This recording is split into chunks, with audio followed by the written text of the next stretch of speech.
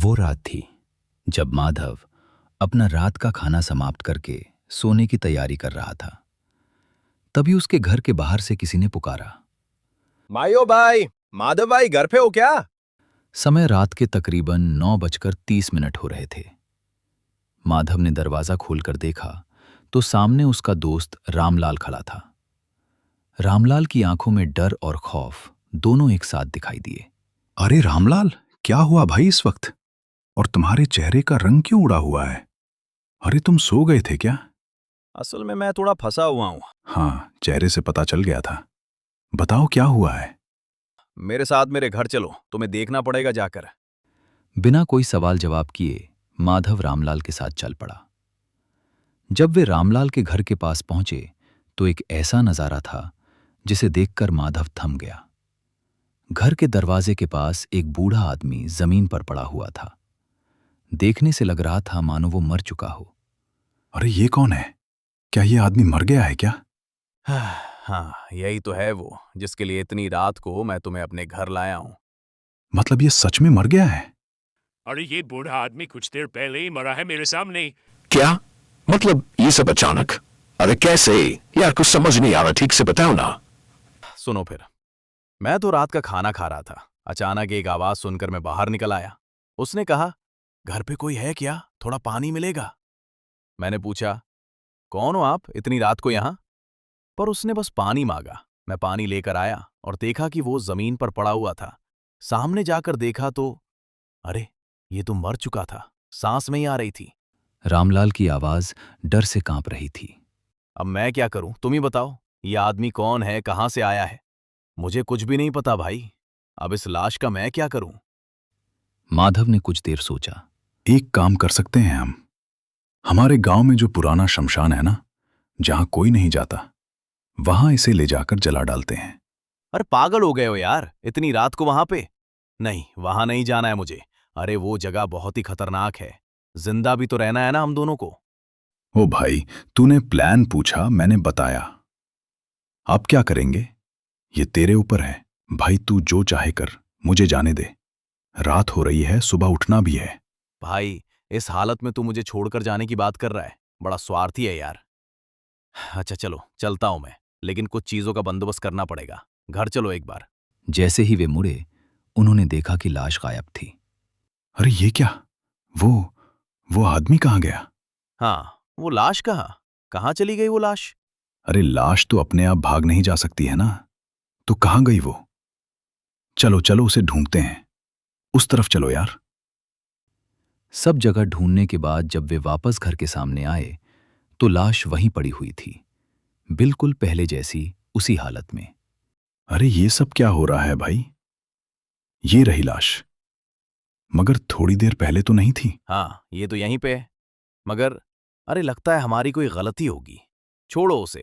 चलो चलो, लाश को लेकर जल्द से जल्द निकलते हैं यहां से। माधव स्कूटर लेने गया और रामलाल लाश के पास अकेला रह गया। रामलाल को लगा जैसे लाश उसे देख रही है। उसे एक स्पर्श का एहसास हुआ और पीछे से आवाज आई।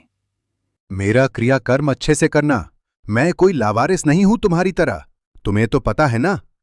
ये सुनकर रामलाल डर के मारे पीछे मुड़कर नहीं देख पाया। तभी माधव स्कूटर ले आया। अरे क्या हुआ? अरे ओ, आंखें बंद करके क्या बक रहे हो तुम? ठीक तो है ना? डरे हुए लग रहे हो फिर।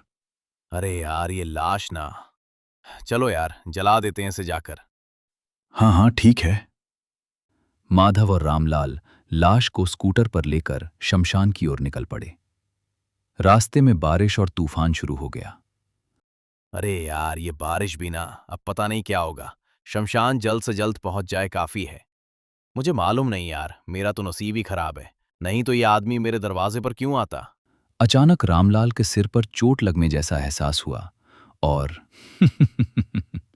हंसी की आवाज सुनाई दी। अरे बाप रे! अरे यार, किसने मारा मुझे? चलो यार जल्दी यहां से। ये लाश, ये तो जिंदा लाश है। ये मुझे कुछ कहना चाह रही है यार। चलो जल्दी चलो, इसे जला डालते हैं। क्या? अरे क्या भाग रहे हो तुम? क्यों, क्या हुआ? अरे मैं कुछ बता नहीं सकता तुम्हें यार, तुम जल्दी चलो। माधव ने गाड़ी रोक दी और रामलाल के पास आकर पूछा। बताओ, आगे क्या हुआ है बताओ। अरे डर के मारे तुम तो कांपने लगे हो। बे बताओ। ओ भाई, मैंने जो देखा, सुना और महसूस किया है ना। अरे यार सुनो, वो सब वहम है तुम्हारा। शांत हो जाओ। हाँ, शांत होकर तुम एक काम करो। तुम गाड़ी चलाओ लाश लेकर, मैं बैठता हूं। हाँ, ये सही रहेगा।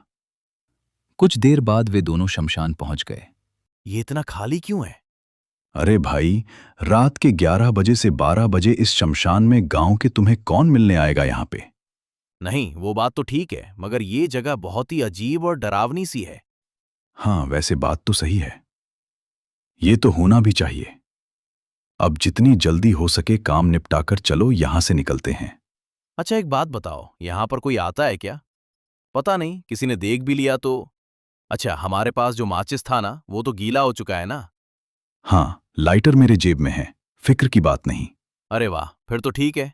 जैसे ही उन्होंने लाश को उठाने की कोशिश की, वो लाश अपने आप उठकर बैठ गई।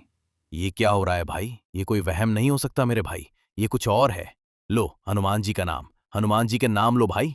जय हनुमान ज्ञान गुण सागर, जय कपीस तहु लोक उजागर।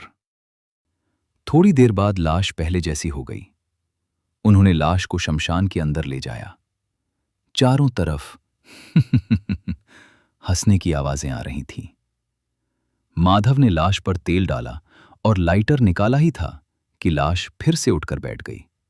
इस शमशान में मुझे लाकर बहुत बड़ी गलती की है तुम लोगों ने, और मेरी मौत के लिए भी जिम्मेदार तुम लोग ही हो। एक मिनट। ए बाबा, हमने आपको कहाँ मारा? आप तो खुद आए थे मेरे दोस्त के दरवाजे पर मरने के लिए, और अब हमें ब्लेम कर रहे हो। मैं नहीं आया था क्या? और नहीं तो क्या? तुम लोगों को मुक्ति तो मैं दूंगा, पर मुक्ति क्या मुझे मिली है? बता लड़के, क्या नाम है तेरा? तूने क्या किया है मेरे साथ? तुझे तो अच्छे से पता है, मेरी इज्जत लूट के, मुझे मार के भी तुझे चैन नहीं मिला। तू राक्षस है, राक्षस। अरे, मैं एक परिवार का मुखिया हूं, अब उनका क्या होगा? मुझे माफ कीजिए, छोड़ दीजिए। मुझे पता नहीं मुझे क्या हो गया था, जैसे मैंने आपको देखा, मेरे दिमाग पर पता नहीं क्या चलने लगा। इसलिए झूठ बोल के तू मुझे अपने घर ले आया, फिर लोगों के डर से तूने दम घोटकर मुझे मार दिया, और फिर अपने दोस्त को भी साथ लेकर आया। खून करके तूने फिर बोला एक्सीडेंट है। वाह, क्या बढ़िया प्लान बनाया था तूने। पर अब तू कैसे बचेगा? मैं मार दूंगा तुझे। सब कुछ तेरी वजह से हुआ है। मेरा परिवार आज अनाथ हो गया तेरी वजह से, इसलिए कभी माफ नहीं करूंगा तुझे मैं।